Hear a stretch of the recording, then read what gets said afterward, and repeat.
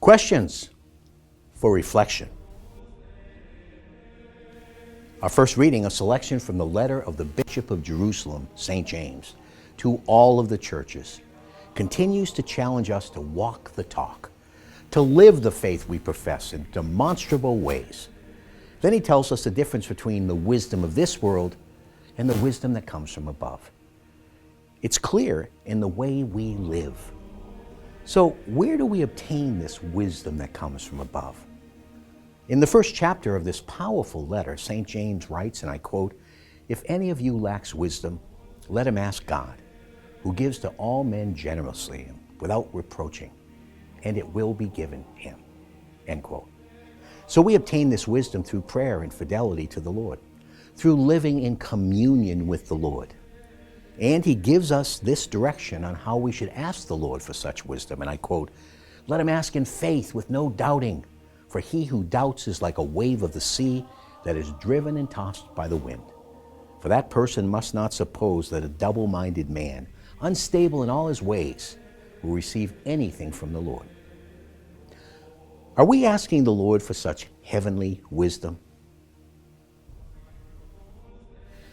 Our responsorial psalm further instructs us on how to grow in heavenly wisdom by following the precepts and the commandments of the Lord.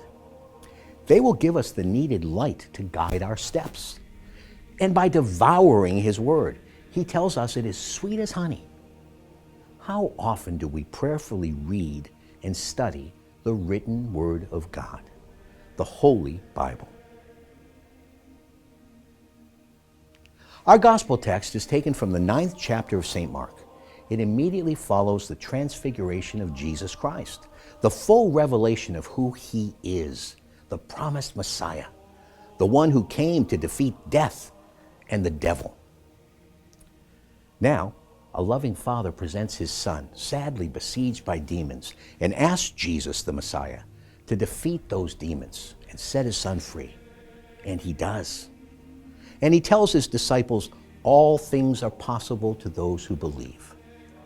The disciples ask, after the powerful exorcism, why they could not drive out the demon.